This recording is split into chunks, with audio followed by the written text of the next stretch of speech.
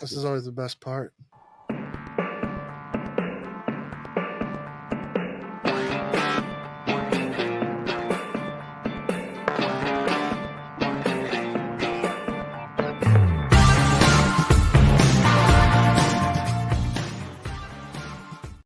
Always love to thank Mike Ferrantino and the band Love in Reverse for doing the intro of the A Game with that music. We really appreciate it, Mike. I'm Rob Acampora on the Jersey Shore in Ming Chen's shared universe studio. And I thought I was going to be the one that's under the weather, but I did find out Corin Nemec, very talented actor, writer, poet, and newlywed, is come on here. And what did you just have done? You were telling me just before we started. A root canal. I never had one of these things before in my life. It was an emergency type situation. I had to go in late this afternoon, and I ignore these things. I hate these kind of things. It was terrible. I can't believe that I've made it to the ripe age of 51 without ever having had one. So at least there's that. Right. But there's that reminder in your It, head of going, I'm going to remember this so this way it never happens again. it's ungodly. I'm in terrible pain right now, but I'm going to try and pretend I'm not while we do this little interview here. We'll do this an interview. We'll call it an acting exercise. It'll be a lot of different things here, and I got to keep you smiling. So Yes, sign off yes, the gate. exactly. Well, let me start Exactly. with this because this is kind of a great way to start. First off, congratulations! You just got married within the last 7 months. Yes. Now, Yeah. I've waited a long time to meet the right person, and it worked out for the best, and I could not be happier at this point. And I waited just the right amount of time. I was just going, getting that sort of island fever condition that right, when you're single for. I mean, I wasn't single. I dated, and some people here and there, sure. but for the most part, I focused on trying to be there for my kids, more so than anything else. So I had a lot of solitude in Texas, where my kids grew up and where the house I lived. I really didn't have any social scene whatsoever around there, Right. and we lived in a sort of a country suburb, and there was nothing going on.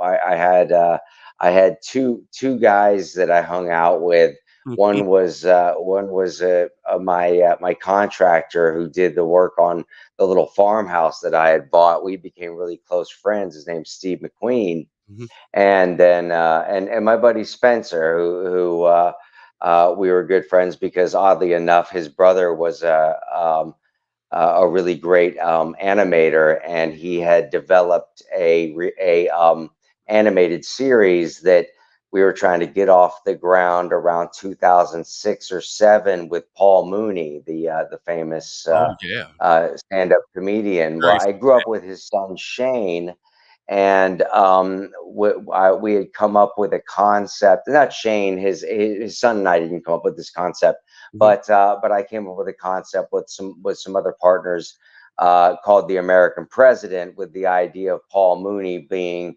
the first black president. It was actually before Obama became president when we were shopping this thing, and I wrote the original pilot for it with Paul Mooney, which was an Wow. incredible experience. He's quite the character.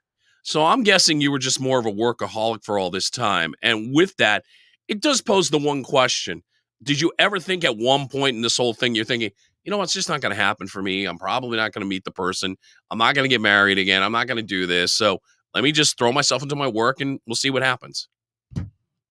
Well, I mean, this industry, arts and entertainment industry in general, it's very tough on any relationship. There's Absolutely. that, it can become all encompassing, and the amount of travel, especially, I found that when I started acting in 1986, even then, half the work that I was doing was outside of Los Angeles.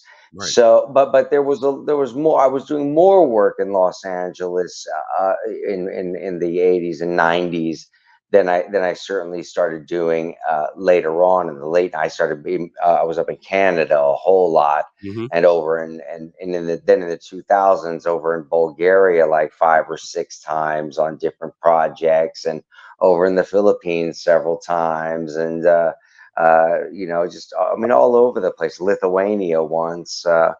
It just, the film business takes you everywhere, but it's hard on relationships because it's hard to you can't really plan anything. Everything has to be last minute because as soon as you plan something, guaranteed you're going to get a job offer Of that's course. going to cause you to have to cancel it, and then it's just like, what do you do?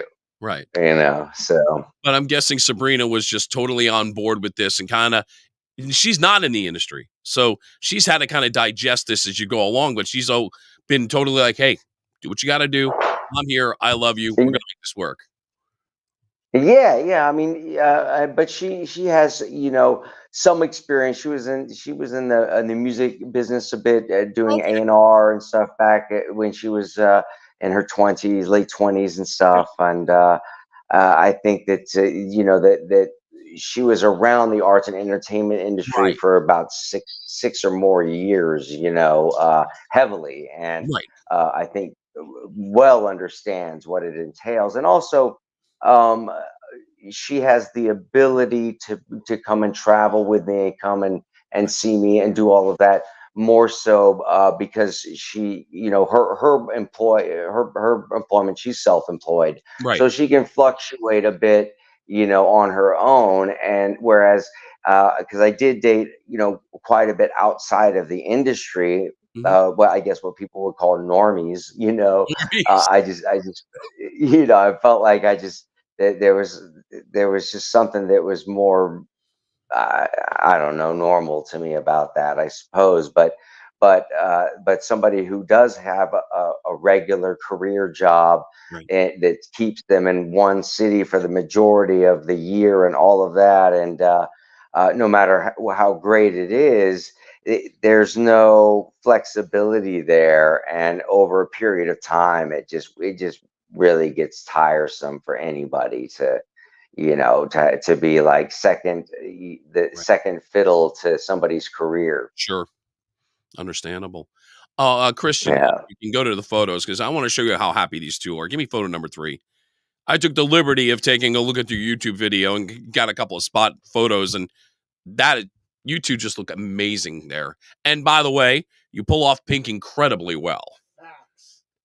Yes, thank you. I appreciate it. You should see when I'm pulling pink off the bottom of a pair of sneakers when I step on somebody's bubble gum. No! Nice. Yeah, it looked Mm. like it was just a fun festival. And look, if you search Corin Nemec on YouTube, it's out there. I didn't want to play the whole video, but I wanted to take a couple of excerpts just to give you an idea about these two people because they look so much in love. I think it's fantastic, Corin. The one thing I did like, photo number 4, the footwear, the socks. Ah, I love that. I love yeah. both of you. It seems like it's a real reflection of both of your personalities. Yes, that we definitely are balanced in a lot of our kind of like cultured, how we're kind of cultured in the same generation. Right. That the Gen X, that's sort of just before the transhumanist thing took a leap forward. Uh, so we got that last sort of stand by me Right. experience of life.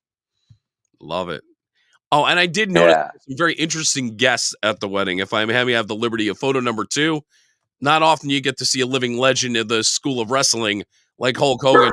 How did Hulk wind up at the wedding, and who knows Mr. Hogan here?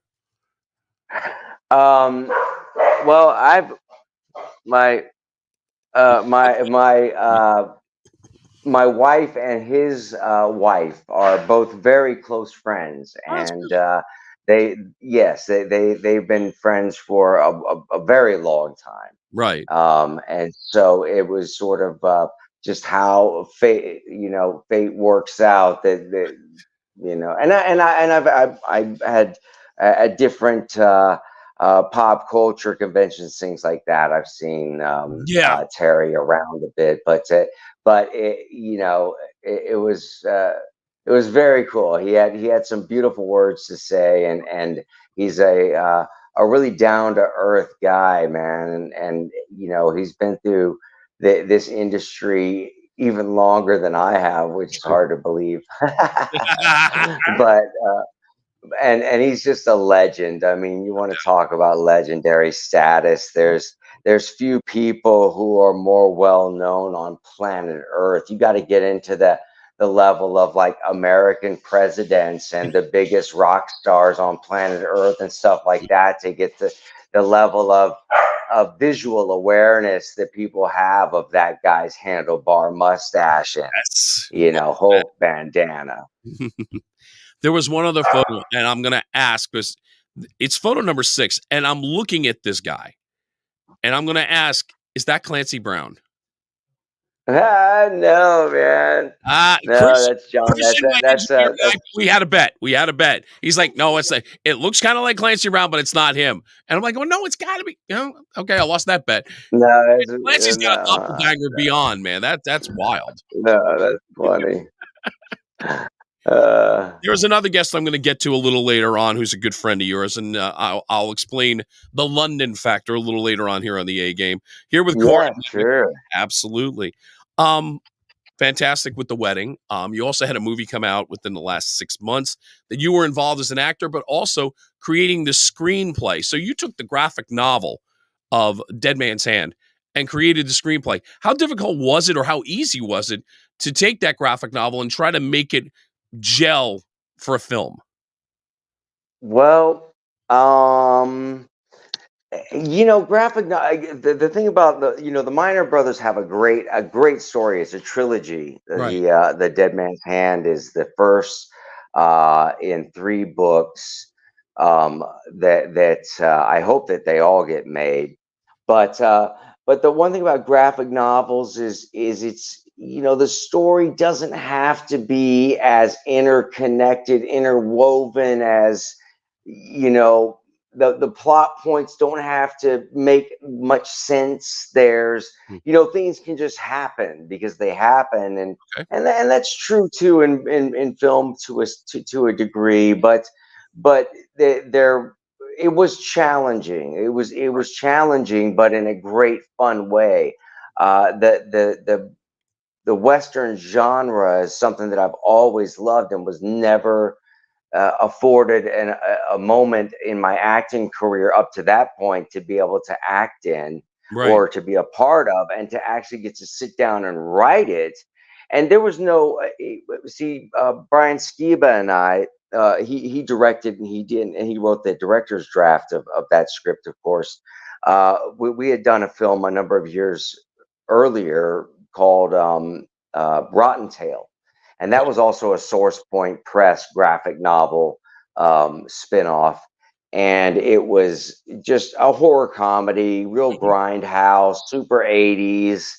I thought it turned out really well for what it was we were trying to do. I've also worked on as a producer on that with him too, um, and so having the opportunity to take another one of Source Point Press's graphic novels Right. and get to do the first draft of the script, that to me was extremely exciting because most of the stuff I've written before that did not have any kind of headliners like Jack Kilmer and Stephen Dorff and Cole Hauser That when I saw fronting those the 3 were bill. involved in the project, I gotta be honest with you, Corin, that was like an attention getter, like going, "Okay, you got, Cole Hauser's in one of the hottest shows in the world in Yellowstone, and Jack being Val's son, and I hear he's a fantastic actor, and then you got Yeah, Steve Dorff." he's just a great kid, man. Oh, cool. Too. He's a That great I young like guy. to hear that, I like to hear that, It's absolutely.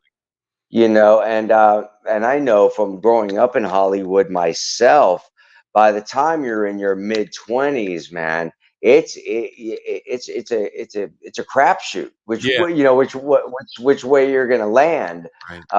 If you've been in Hollywood, in the mainstream kind of flow of Hollywood, from as young of an age of him, obviously born into it, but me starting professionally in it at 12 years old, but growing up around it because my father and my mom being in the music business herself, and the theater and musical business, as a graphic designer, and my dad a production designer and set designer in the film business for so many years.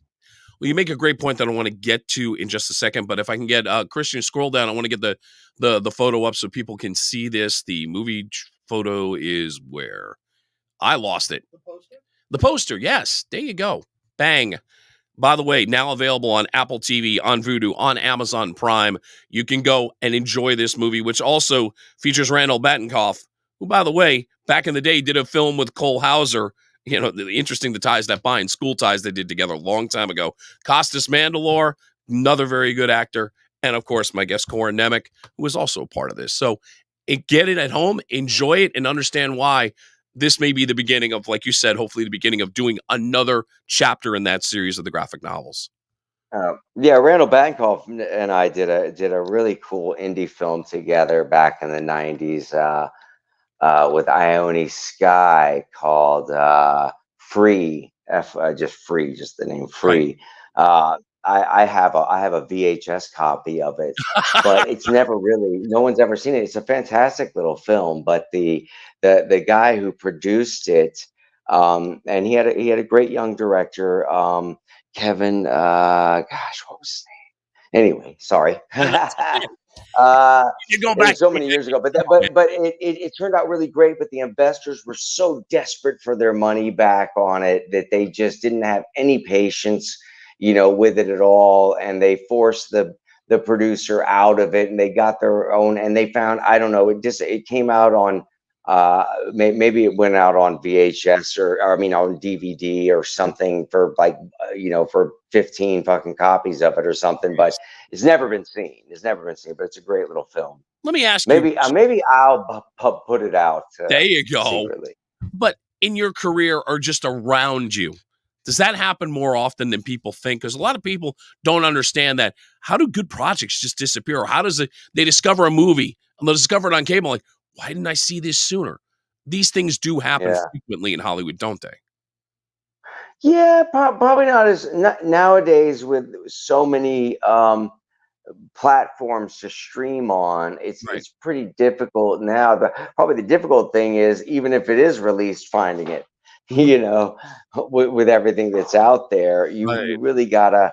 That's why there's so much focus, I believe, on things that are so genre specific, because it's about eye candy. Mhm. It's not really about, how interesting is this story. It's about, what does your poster look like, Hmm. and where is its placement when you're on the scroll, Right. and how it's, there's so many factors to it, that's that which that did play into, that did play into things back in the day, but Mhm. on a whole different type of scale. It was This is just a strange time we're in. It's a strange time, for the arts and entertainment business. So it's a fantastic time, but it's strange too. I can understand that. Let's go back to something you were talking about when young actors are at a crossroads, because it kind of sets up something. I'm following your Twitter feed. I believe it's 14 or 15. I'm not sure. Try not that one, the next one, the one above. There we go. And just an innocent, what was your favorite memory playing Cousin Nicky on Webster? And when they told me the show was canceled, there's more to the tweet, and Oh yeah, I'm going to explain that right now. Corin, you were talking about other factors that really made the yeah, process. Not Emmanuel Lewis. I know you love him. I've read every article. As far as you have nothing but absolute praise for Emmanuel. But when it came to yeah. the higher ups, the adults in the film, and the process, it was a downer. And that I get a Oh feeling, yeah, right? yeah. But It was terrible. I don't know how it was for, that was a unique situation, because George, what was Susan his Clark and Alex Karras, yeah. Alex Harris, that's what Yeah. it was. Yeah, Mam and George. That's what I was thinking of. Yeah. They were married in real life, Yes. and they started that show and all this, but they got divorced while the show was still on the air in its Oh, I later forgot seasons, about and they that. still Yeah. were playing. They were still playing married, and they absolutely hated and Oh, loathed and despised each other, and they neither one of them had any kind of filter for how they would oh, express that at one another, and we ended up having to stop shooting in front of a live studio audience because oh, they wow. would like start dropping all kinds of f-bombs and c's and d's and all the other things right in front of parents and their Oh, children yeah. sitting in the bleachers, you That's know. not, yeah, family show like that. Oh God, no. That's a Oh, I mean, when I think back on it, it was now it probably hilarious, it's there's but you can see the humor in it now, it but was at a the time, misery. yeah. Yeah, But it was an artistic misery. but it brings me to when you talk about crossroads. You were at a crossroads then at a young age because that could have turned you off from acting completely and said, you know what? This is all BS. I didn't sign up for any of this. Why am I going to continue it? Thank God you didn't, because it led you to an Emmy nominated role and it led to a lot of other things. But was there ever a thought after Webster like going, do I really want to do this? After what I just Well, explained? no, because the one thing I started out in acting classes from the same age, 11, 12 years old. I started at Center Stage LA with Kevin McDermott, and I studied with him all throughout my youth, all the way up into my teen years. And even while I was studying with him, I was also studying with Terrence Hines, and then and studied with oh my gosh, what is his name? Slipping my mind. Whatever, you've had a I routine. studied with several other folks, but then You, I ended up, and then on into my 20s, after Parker Lewis, I started studying with Manu Tupo at the American Repertory Company, and kept studying with him all the way until my 30s. right. So the thing is that even during that time period, while I was working on that show, I was still in acting class, and I was still studying, and I was still having fun with my friends, and I was still, so even though I knew that that was a drag, I also knew that acting was fun, Right. and I was still enjoying acting, That's good. and it wasn't that long after I did Webster that I ended up getting the part of in What's Alan Watching of Alan Hofstetter, the Eddie Murphy Productions. Um, with Peter Michael Getz and Barbara Barry and Fran Drescher and um, the Smothers Brothers had some pop ups in it. Obviously, Eddie Murphy was in it, and Right. it was released as a TV special, but it was meant to be a pilot episode for a series, and I played the lead in that, and it was huge for me. And And then I went was on to I know my first name is Steven. yeah, that was the Emmy, and that's where I first knew you. I mean, I watched that Yeah. special, and it was just like, I'm a young kid. I'm only a couple years older than you, and you don't realize the impact it has until maybe you're older. Because I look back on it and go, did I fully understand this film in my teens? Maybe not completely, but then as an adult, you look back on it and go, whoa, oh whoa. You really do feel the impact of what that film was about. Yeah, yeah, no doubt. Well, it's when you actually look at statistics, especially missing children Yeah, statistics, the amount that are actually found and returned home are so few. true. It's terrifying, to be honest. And why that's not more prevalent in the news, Well said. I can't say, Right. but I will say that it happens more often than we're aware of, Yeah. way more often than we're aware of. It's just a big country, Yeah. so we're not seeing, we're not Right. feeling that reverberative effect of it going on in our immediate Yeah. vicinity.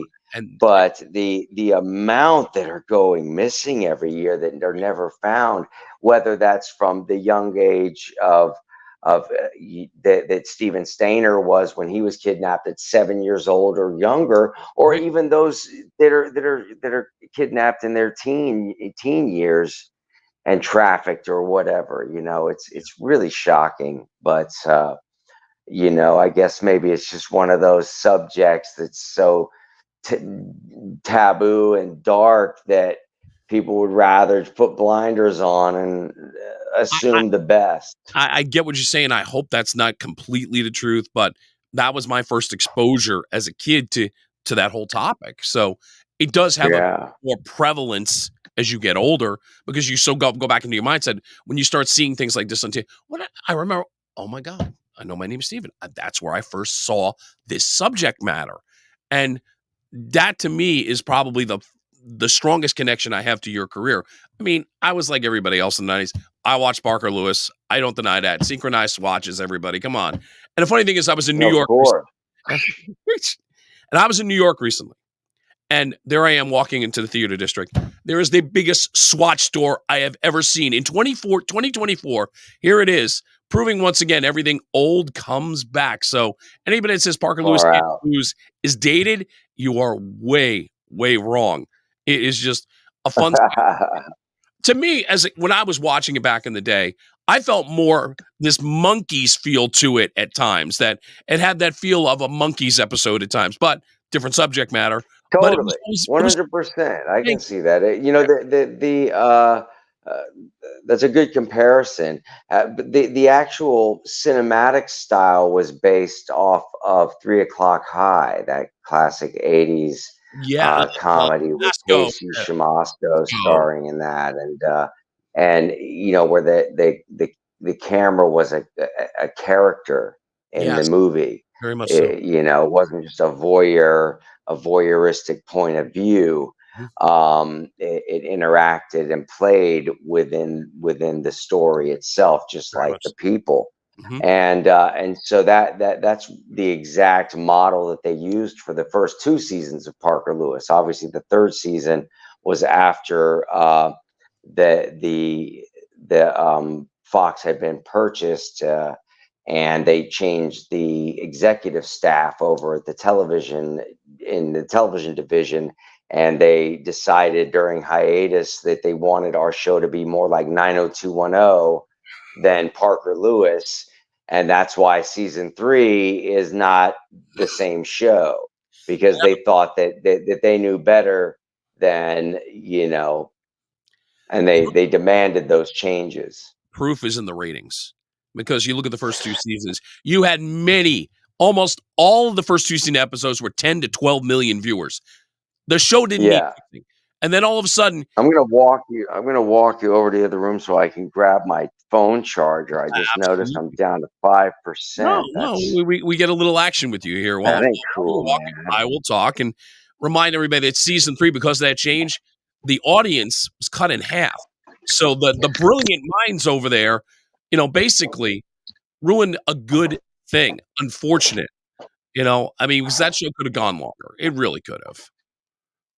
Oh yeah, 100%. It's just one of those things. And then oddly enough, there was a an attempt to pitch a reboot, not by me. I had pitched a reboot to Lon Diamond, one of the co-creators of Parker Lewis, Right, along with Clyde Phillips and Robert Lewis, and they were also kind of the templates for the three characters of right. Mikey, Jerry, and Parker. Mhm. And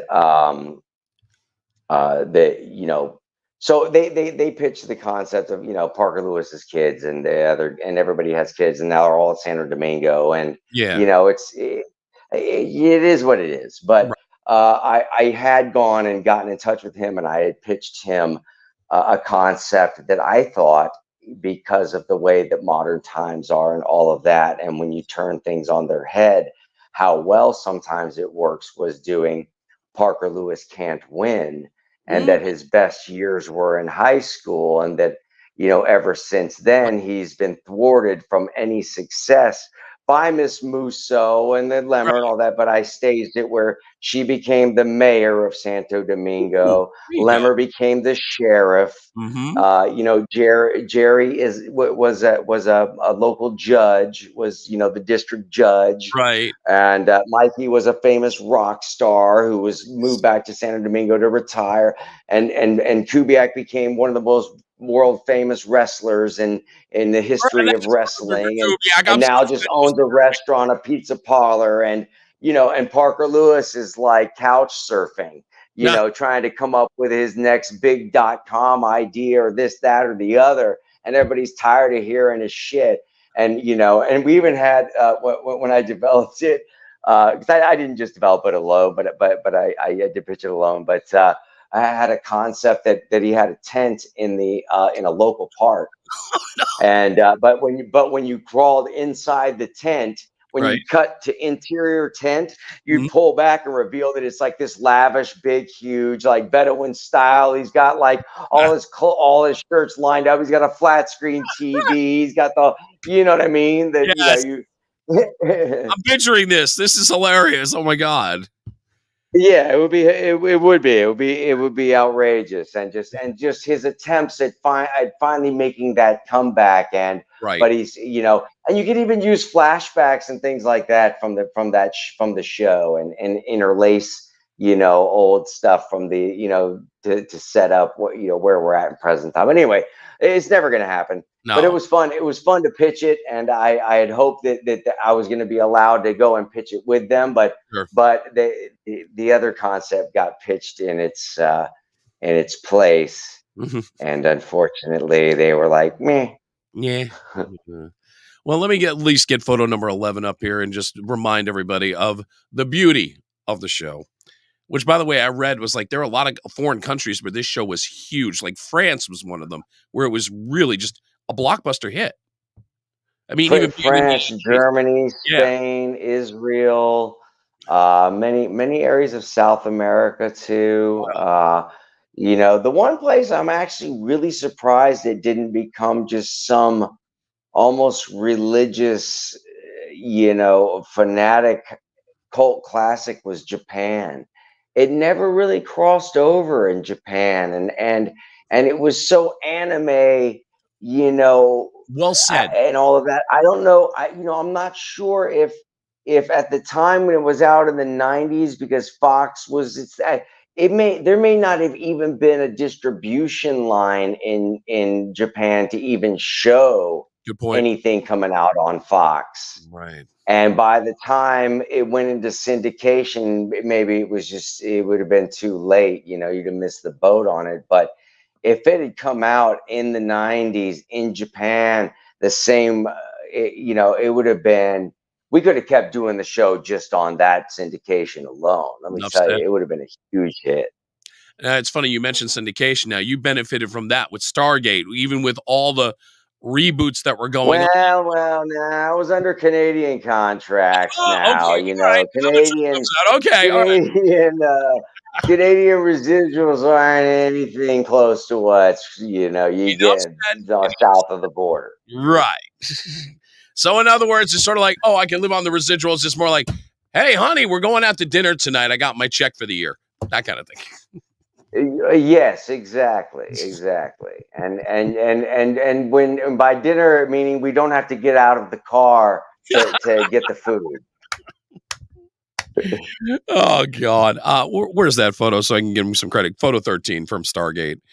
And I don't know if you've been reading up on this. There's been rumors about the show maybe getting another run in 2024. If they actually tried this again, would you want to be involved in it in any way? Yeah, I'm asked that all the time. Obviously, I apologize. I what know you probably heard moron, it 15 times. what Yeah. absolute moron would say no to a franchise like There you go. Stargate? You would have to be just the biggest dummy in the world. I can't imagine that what hubris or what level of success or whatever else there would have to be to interfere with that quick yes Right. answer. It's an incredible universe. I was a huge fan of the original movie when it came out. I was one of only 15 people in the greater Los Angeles area that went and saw it in the movie theaters when it came out. It was Right. one of those sleeper hits that It like was. just went and then became successful later on. Yeah. But it was a great movie. And I was blessed to be in the even the small amount I was in it. Yeah. Huge blessing, life changer. Amen. Amen. And I apologize for asking the stupidest question I could possibly ask. With that in mind, I'd go to the random shot segment with Corin Nemec here on the A Game. These are just random questions based on your career, people you know, me stalking your social media. These are the things I do. Now, to I start it love it. all off, I think the appropriate thing to do is to take the red solo cup and say, Toby Keith, may Yes. you rest in peace, because you have a, Yeah. Yes. Absolutely. absolutely. Cheers to Toby Keith. Cheers to My goodness, I could not have been more shocked. I mean, it's just, I tell you, well, we've lost a lot of people lately. It's we have. very shocking. Give me photo 17. I mean, so the long form video, I didn't really know about the long form video. And by the way, you're looking jacked in that photo. Um, the long form video, I didn't know about it until I started doing country radio. I did that for about 4 years. And they had an interesting blend of new and old. And we played a lot of Toby Keith on the radio station. So, Beer for My Horses was one of those songs. Yeah, it'll show up a couple times a day for sure. So I didn't know the whole story until, I started working on the format. Wait a minute. Corn's in the video. Okay, so how did that all come about? I mean, obviously, I don't think you knew Toby before this, did you? No, I didn't. The one of the gentlemen who was casting for the music video. Right. Sorry, every now and then I get these flashes of stinging, throbbing pain, and I just can't even think for a second. So if If you're that just happens, I'm not. I'm not a clone. I'm not. I'm yeah, not. I'm not. Twitching out or like I'm not like I'm gonna say it one more time. everything's gonna be okay. If you're joining us Uh, now, Corin did have a root canal. He's gutting through it. I give him all the credit in the world for doing that. So I say thank you again. And it's understandable that right now the Novocaine is starting to wear off. Sorry. oh, that wore off a long time Gosh. ago, and Okay. there's Enough said. no but there's no amount of painkiller that they prescribe for these Right. kind of things that's going to get rid of this pain. I'm gonna have to suffer through it and just take what they do give me, Okay. which is fine. I'm not, it's like I'm not trying to like have them like put me on a morphine drip here, although that would be fantastic, wouldn't it? But but I remember when I switching total subjects or whatever. When I was filming in Belize and we got into this horrible boat wreck and was nearly died and shattered my femur I in seven read about pieces and that. had to Yeah. have emergency surgery in Belize and all of this. But I do recall that the saving grace of like coming out of a near death experience like that and being in the state and condition of the hospital that I was in. I had an incredible doctor, thank God. He was I don't know, the stars were aligned for me that evening that guy was available and around to save my life.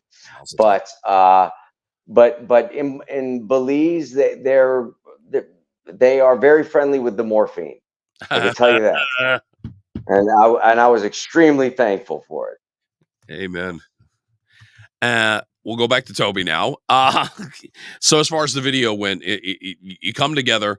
Now this video's got 30 million views over the time. I mean, that's amazing. And I would imagine you gain a lot of new fans that maybe did not know your story because you're tapping a different audience. And then this audience is kind of going, hey, who is that guy in the video? And then they kind of discover you and you maybe expanded upon your base more than you probably expected, I would guess. Yeah, the casting director for that we did some EPK work on Parker Lewis or Oh, something there you along go. those lines. Or was worked at Fox Publicity or something somewhere along in that world. And so when this opportunity came up, he just thought of me because he remembered having a great time working with me when we did Parker Lewis together, and he just thought it would be unique to have the guy who played Parker Lewis as this, and it worked out great. I mean, what a legendary uh, song to be a part of the music Absolutely. video, and then not just the legendary status of the song, but the two singers who were singing the song. I Toby and Willie. mean, Yeah. Toby and Willie. I mean, Willie gave me a kiss on the noggin at the end of Aw, the of that music video. That just like, I'm like, I got kissed by Willie, man. It was an incredible experience, and it was like a 4 or 5 day shoot for that. wow. It's like a little mini movie. Well, Yeah. if you look at it, it's like a little mini movie, and they had Definitely all the double money in the crossing. world for it. Yeah. Yeah, they had all the money in the world for it. So, and Toby and Willie weren't trying to do, 12, 14, 16 hour days. Right. So we were doing like, like one location, one segment setup type of thing per day. Be out there for like 6, 8 hours, shoot some stuff, go home. Go, Nice. show up at the next location the next day, shoot. It was great. Nice. Random shots with Corin Nemec. I'm going to go music on you again. Which is the better song in your mind? And obviously, when I say the artist, you'll understand where I'm going. Is it Everlast's What It's Like or House of Pain's Jump Around? Um, I mean, for nostalgic purposes, it's got to be jump around. Mhm. Just that's a. I was also. I mean, I'm in the music video for a Uh, split Hence the second, reason which why is I set you up like that one. but Had to. yeah, I mean, that wouldn't even be why. It's just because that just, even though it wasn't in the music video, I'd have to choose that because it just sort of put a stamp on that time period. That was like, and even for me personally, um, the where I was at in my life, Yeah. even from a career standpoint, even though I don't give a crap about career or anything like that, but just from how Parker Lewis had been perceived by the culture, the youth culture at Right, that right. time, and my love for hip hop and my friendship with a lot of people in the hip hop scene, and growing up in that scene, and knowing Eric, Everlast, and other, other guys, from many other groups, from the Far Side to Funky Town Pros to Exactly. Eric, to Smooth B, Greg Nice and Smooth B. But Smooth B was a buddy of mine, and hanging out with leaders of the New School and Black Sheep and all these different. I was a huge fan of that whole world, and it was it was just fortuitous that I was out in New York at the time that they were filming it, and Right. and and Eric and I were friends, and he just hollered at me, and said, "Yo, come down! You're here in New York. I heard. Come on down. We're shooting the video." So myself and Jerobi from Tribe Called Quest, Oh, or and Dave from the Violators. It was us three that walked into the bar. It was that Jerobi and Dave came and met me at the Paramount Hotel, and we left from there. And it was a cold, frigid, snowy night that night. I mean, it was woo. It was a ghost town in Manhattan. There was, the walk to where the bar was they were shooting at, man. It was a lot of fun because there was absolutely no one on the street. It was very except for me, Jerobi, and Dave. I think I need to pick up my engineer because when you started mentioning A Tribe Called Quest, I think Christian nearly fainted, by the way. You can give your opinion on that because I saw you just go, oh my God, when he Nah, said that. that's just dope because that was a familiar name. Similar circles. Yeah. That was Oh, right on. so cool. That's just Yeah. Absolutely. I'm just sitting here geeking out. I'm like, oh, Hey, you know I what? love it. I Like I love said, it. I'm geeking out a little bit too. I think that's when you're having a good conversation, you find out these little tidbits. It's like, that's why I do this, just to enjoy these little moments and to have. And by the way, to further elaborate on Corin's passion for music, he put up a tweet I think about a week ago, and he tweets this thing about the moon, and he's got this GIF about the moon, and I find a video from friends of mine who were signed to Sire Records back around 1994. And it's the same Moon being used in their video for a song called Moon by the band Fossil. And Corin right away is like going, this is awesome. And I'm like, yeah, that was cool. I had no idea where it came from. I mean, how obscure is that? Yeah, and again, I wouldn't have known until I saw it, but I was good friends with the guys in the band, and they were part of the alternate rock scene in the 90s for me in Jersey. And some of the greatest guys. They just, like a lot of things, like you talk about movies falling through the cracks. This was a band that fell through the Sire Reprise cracks, and yet released some of the best power pop in that era. So I'm glad you appreciate that way. I think that's did. Yeah. Thanks for sharing. No problem. My pleasure, brother. Random Shots continues. Okay. Little things that you may or may not know about Corin Nemec. Of course, he was Captain Alvarez on the Star Trek Renegades fan-funded series. So he's a Trekkie, whether you like it or not. So he's whether I like it or not. All right. There you go. But you're qualified to answer this question. Is it Kirk or Picard? Oh, Kirk, for sure. There you go. Yeah, nobody flopped into that captain's chair with like Captain Kirk. I mean, that dude, he just could flop in there with all the weight of the world, the universe on his shoulders. And then his hair would flop with the flop. It was like a double flop. It was flop squared. It was just incredible. Great stuff. And I'm gonna do a little tangent on this because I know you're a music fan. I want to see if you might know this. Picard was mentioned in a song in the 90s. It was a one-hit band in alternate music. The line went, "Give your ID card to the border guard. Now they recognize you as Captain Jean-Luc Picard of the United Federation of Planets because they won't speak English anyway." Does that ring a bell? Is this... I think that happened to me when I was coming back from a film I just shot in TJ last year.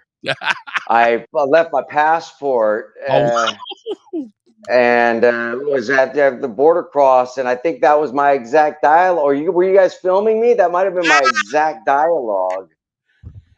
I didn't leave my passport. I got out of there. I got out of there safe and sound, man. I landed right in Houston. Band called the Refreshments from the 90s. They had that one hit called Banditos, and that's what made me think of it. Okay, cool. Yeah. Okay. So you are good friends with Jason London. I know Jason was at the wedding, and you've done a movie with Jeremy London. So you're probably the one person that could probably figure this out if I put up photo number 7. Who is Jeremy and who's Jason? Well, Jeremy's on the right, Jason's on the left. There you go. All right. I couldn't stump you on that. No. You see, I don't know. I gotta take your word. You should have used younger. You should have used them when they were younger, when they were, when they were closer in age. You should have used them when they were younger and closer. There's no way I can do it now because Jeremy's got the facial hair at this point. So it's like they're both great. I met both of them at the same time. Growing up in LA, it's like we were all friends with the same group of guys, and it was Stephen Dorff and David Arquette and myself, Balthazar Getty, and then you had our buddy Harwell and Pacheco, and then Rodney Harvey, rest in peace, and then a whole bunch of the whole world of the rappers that we were hanging out with, Kevin Hicks from Poets Society, and these. He's got a new group called Gumbo coming out soon. That's great. I'm excited for that. If anybody's into music. Yeah, it's great. It's going to be great. But anyway, it was the 90s were the 90s were a different time in Hollywood as well. It was sort of, I was just talking about this with my buddy Todd not that long ago, that it was kind of like if we had known that was the last hurrah before the digital age took over, and this whole kind of new world, new age, new everything kind of even when the bottle service hit, that was it. I was like, oh, this is the death of the club scene, man. Bottle service, like if you don't pay $600 or $800 for a freaking bottle, you can't sit at a table. And if you don't get a table, then you're stuck over there like a wallflower, bumping elbows with the pillars holding up the damn building. And it's like, and I just refused to play that game at Right. all. Oddly enough, when I was over in Thailand working on Operation Dumbo Drop with Ray Liotta and Dennis Yeah. Leary and Dougie Doug Dougie Doug, and yes. Danny Glover. We were over there for 5.5 months, and Wow, that there long. was it was a very long time. And we were in Chiang Mai for quite a bit of that. And in Chiang Mai, there was a bar that a lot of us frequented. It was a really, really classy, sweet, like bar / disco / whatever. It was Right. the way that they design things over there are next level. And but they had bottle service. But so you pay your top dollar or whatever for this bottle, Sure. and you get your table and whatnot. But the thing is that they would check it like a coat check. So you didn't have this necessity or need to like finish the bottle before we leave Oh, tonight because we can't take it with us and this or this. right. They would cork it there, they tape it, they put a number, they give you a number, a card for, your card for it, and then they take it and they store it in the back. And so the next time you come in there, you hand them the ticket, they bring that right back over and they set it right back down and you start where you left off. I have never And, heard of that. That's brilliant. That is really brilliant. I've never. genius. Yeah. Where are you going to go? You're going to go to the place where you have your bottle checked. Sure, of course. You're not going to go anywhere else first. Right, That's for damn exactly. sure. You've got a customer who's going to be a repeat customer several times over. That's why it's brilliant, because it's like you've hooked them in. Brilliant. Yeah.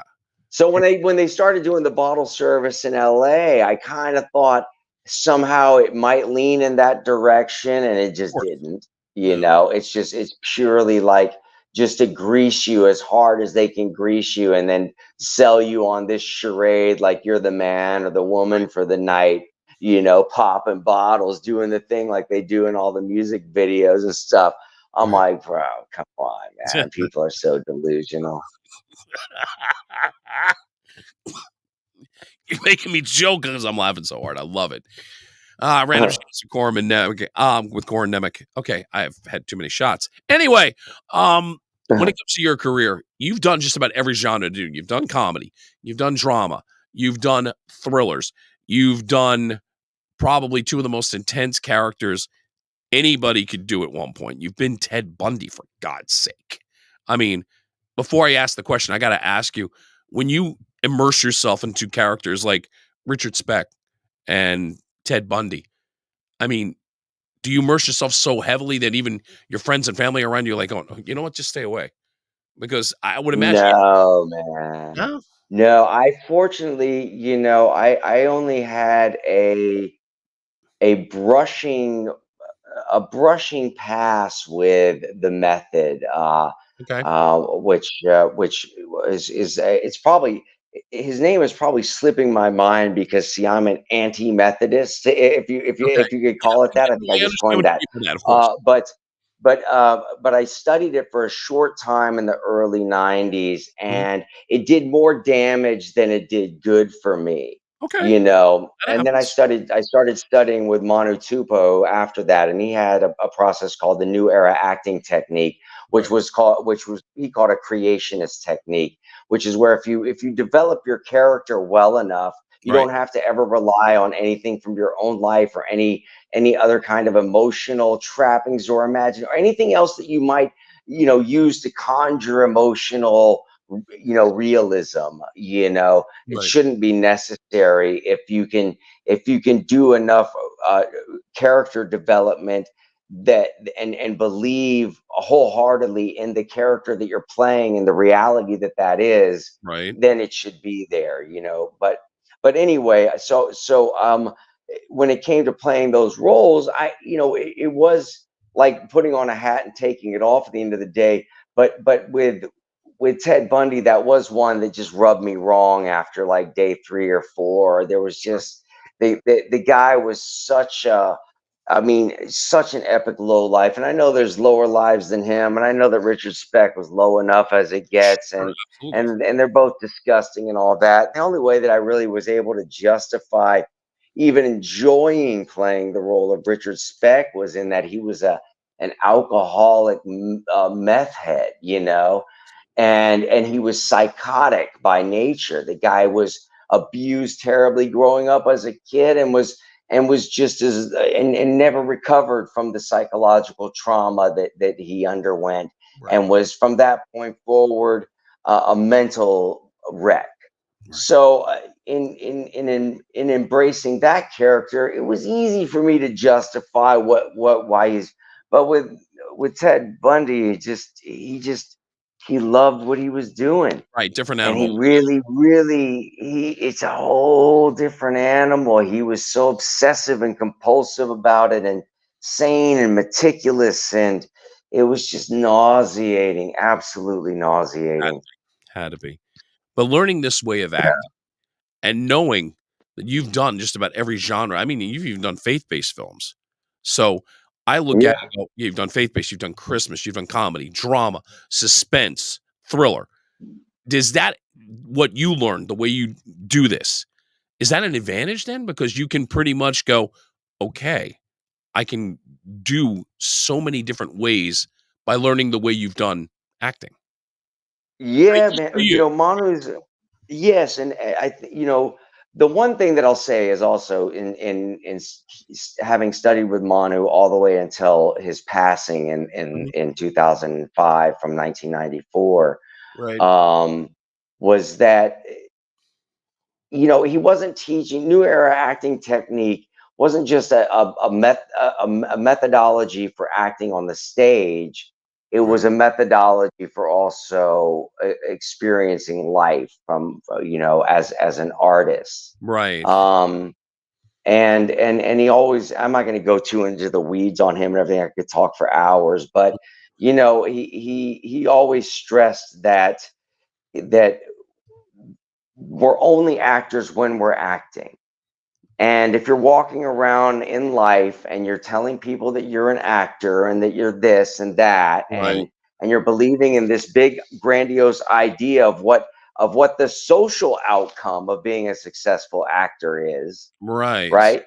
Not the work, but this thing, The know what I glitter. mean? Fame, Right. all that stuff. Sure. That's the psychosis. That's the insanity. That's where you can potentially never return from. You can become the character that you've created to be successful, but you can suddenly become that character obsessively, and then become that. Now you're stuck in the ego, this ego self, this projected personality complex that's being held in together by just sheer will and desire to be this thing. It's an insanity. No, but that I want nothing to do with. Right. It's fascinating on another level because you don't know me. But what you said Yeah. there, I understand it because on a smaller level, being in radio for 30 years, being a local talent, sometimes, and I'm guilty of it, you get wrapped up in all of that, the glitz and all this. It's not real, but somehow, somebody, you've detoured into this world. And when you come out of it, you start to realize, like going, everything you said, that, wait a minute, this is not what it's about. But I'm guilty of it. I own it. I did it. I'm a different person now. But it is interesting to hear you say that, because that right away hits me on levels where it's like, yeah, it was probably about a 5-6 year stretch where it's like, I believe my own shit, for lack of a better term. You think you're like, you're God's gift to everything. And you start to realize, no, this isn't real. And unfortunately, the lines get blurred. You don't even know. Yeah. So you understand what I mean by that. And I admire 100%. Yeah. And that's why I had started when I whether it was a smart move or not, I just saw at a young age how the media machine and all of that ends up it ended up trying to control me more than I was comfortable being controlled. Fair enough. And and especially in my youth, in terms of let's say, when I show up, I am so sorry. That's Guys, okay. I'm trying to do an interview over here. I know, but the ins and outs and all the talking and stuff. Is there any way that come here? Let everybody come on. This is informal. No, I know. It's totally cool. Absolutely. but anyway,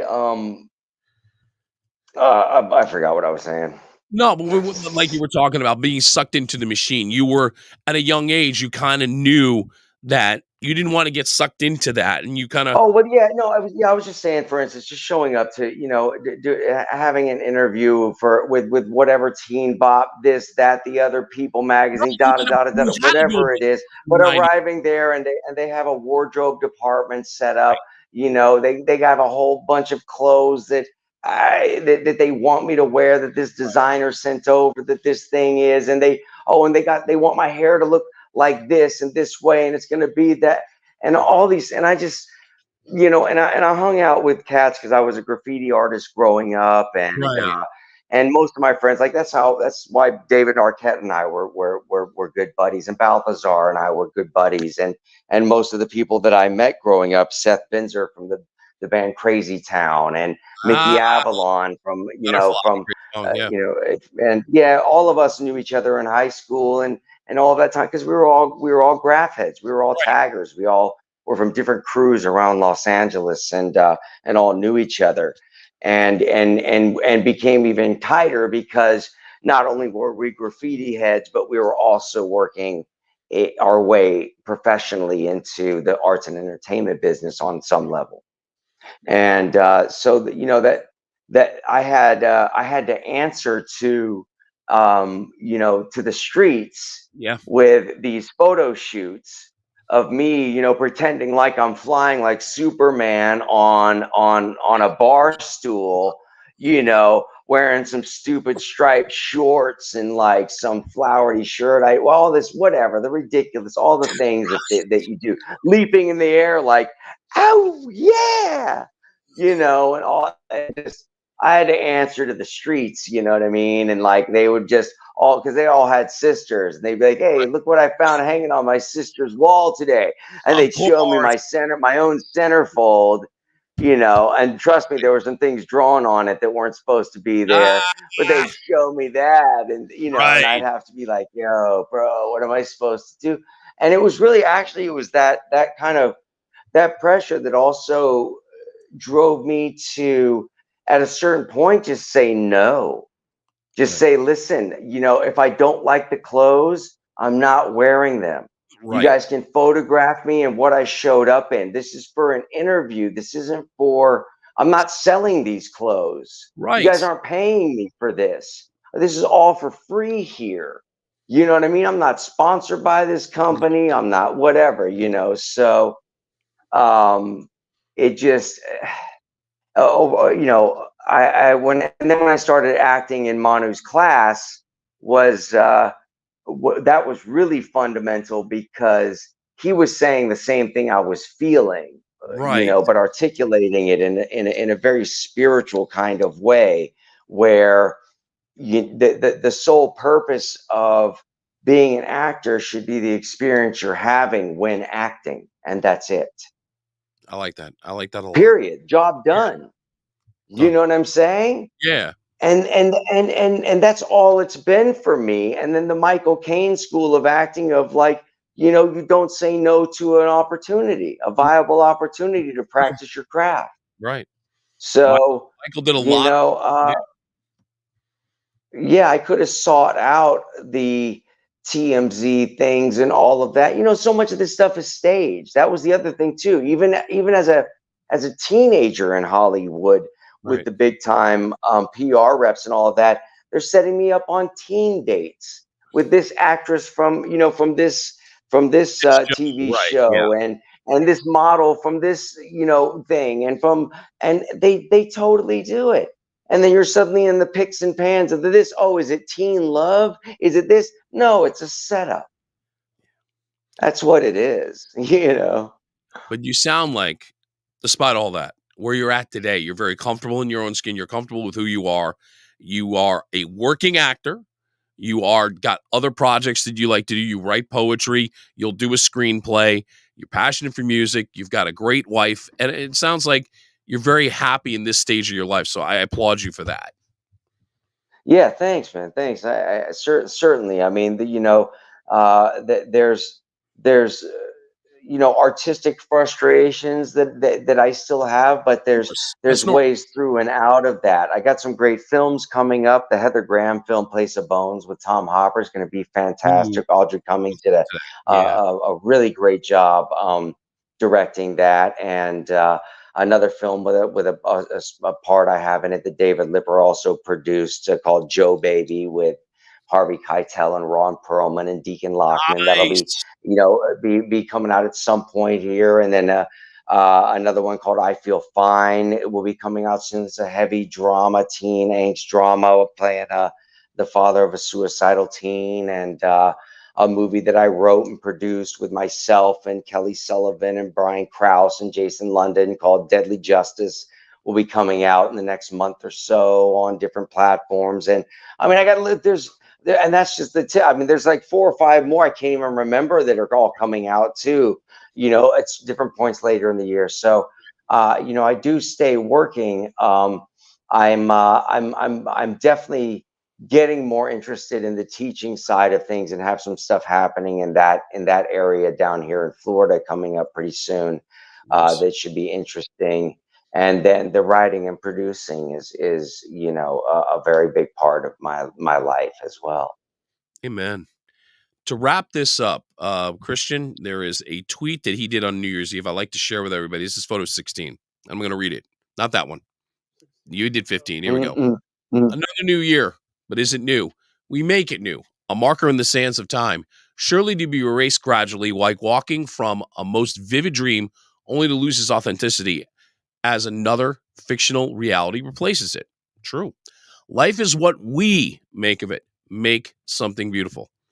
Great message to start the new year, Corin. I wanted to share that with everybody.